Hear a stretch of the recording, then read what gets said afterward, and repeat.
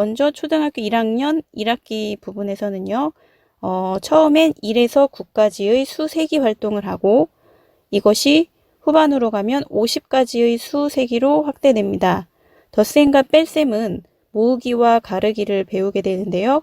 이것은 10 이하의 덧셈과 뺄셈, 즉 5 더하기 4, 7 빼기 4와 같이 10이 넘어가지 않는 수의 범위에서 계산이 이루어지게 되겠고요. 초등학교 1학년 2학기 과정에서는 100가지의 수의 범위가 좀 더 확장이 되었고요.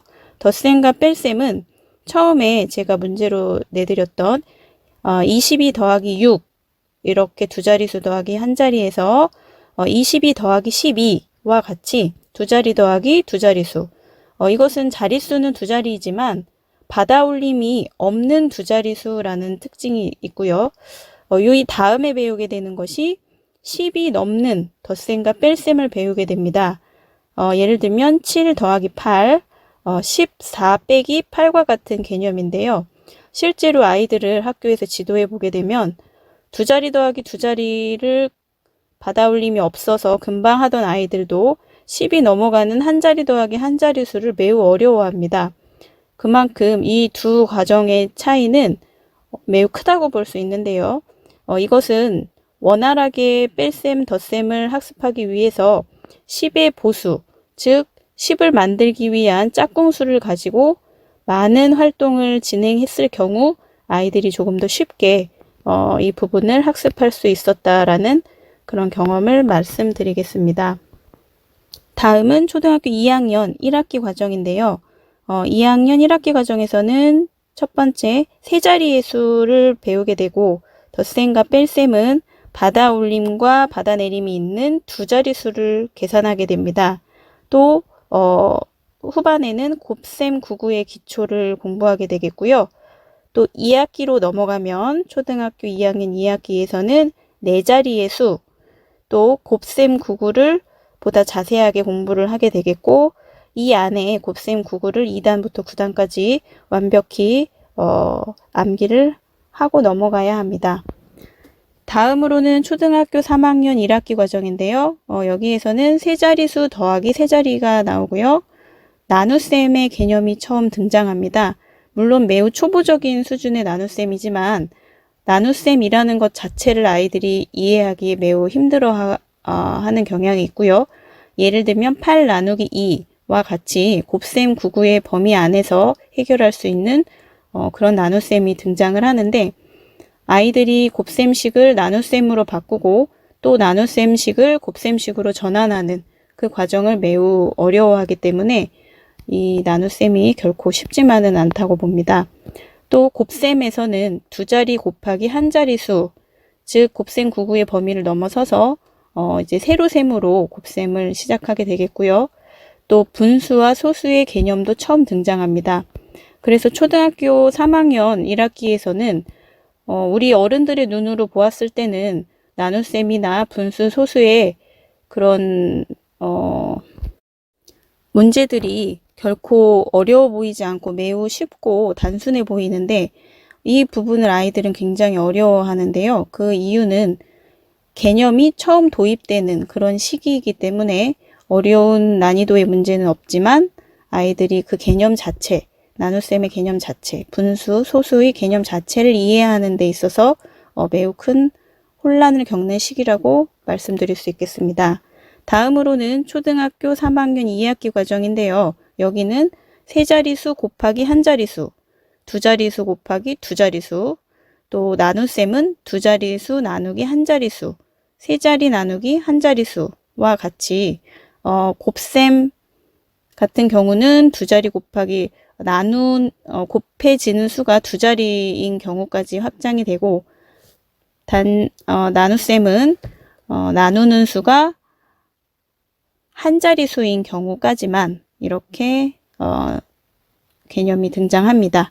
또 분모가 같은 분수의 크기 비교, 분모를 가지고 분수를 가지고 계산하는 과정은 아니지만 크기를 비교하는 그런 내용이 등장하고요.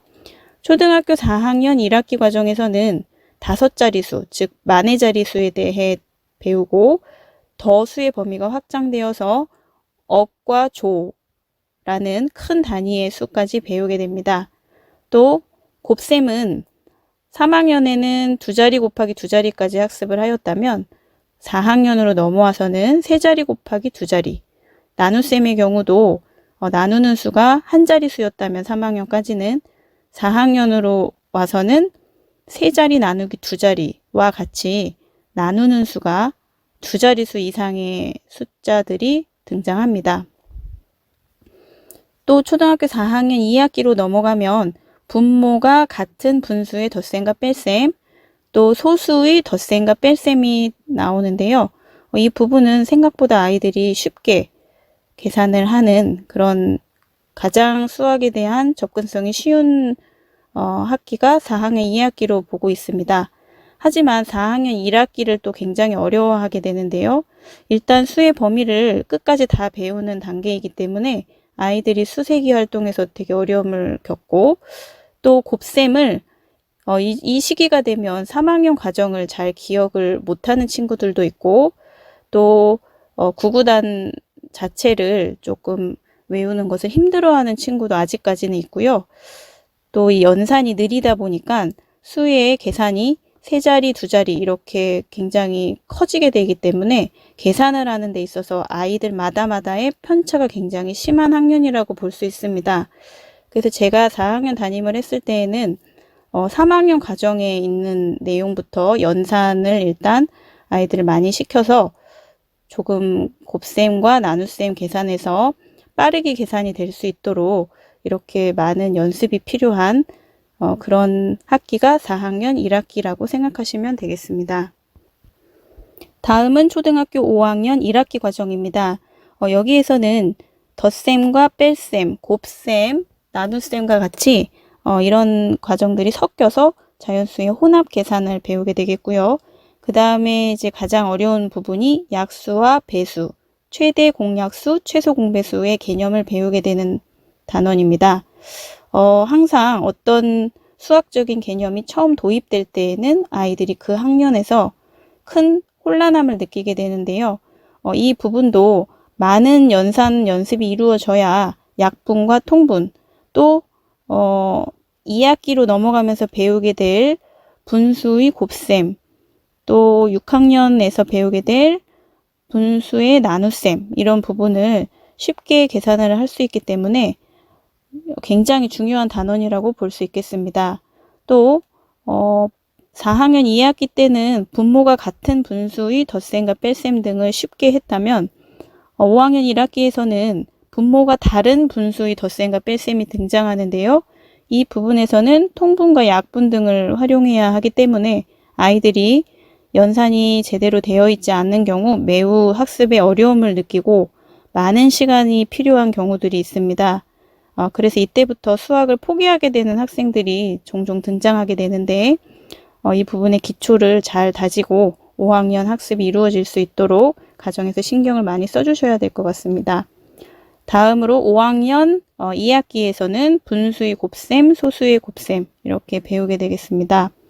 또 초등학교 6학년 1학기 과정은 분수의 나눗셈이 나오는데요.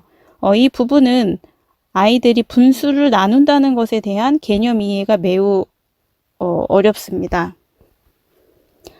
연산 같은 경우는 분수의 곱셈을 역으로 한다라고 단순히 그런 방식을 익혀서 쉽게 계산을 하는 친구들도 많은데 이 부분에서 조금만 사고력 수학 쪽으로 들어가서 응용 수학으로 들어가게 된다면 문장제로 나와 있는 분수의 나눗셈을 아이들이 쉽게 식으로 바꿀 수 없는 그런 상황들이 많이 벌어지기 때문에 분수의 나눗셈 부분을 개념 파악을 확실하게 하고 여러 단순한 문제들을 먼저 풀어본 뒤 심화되는 문제까지 많은 유형의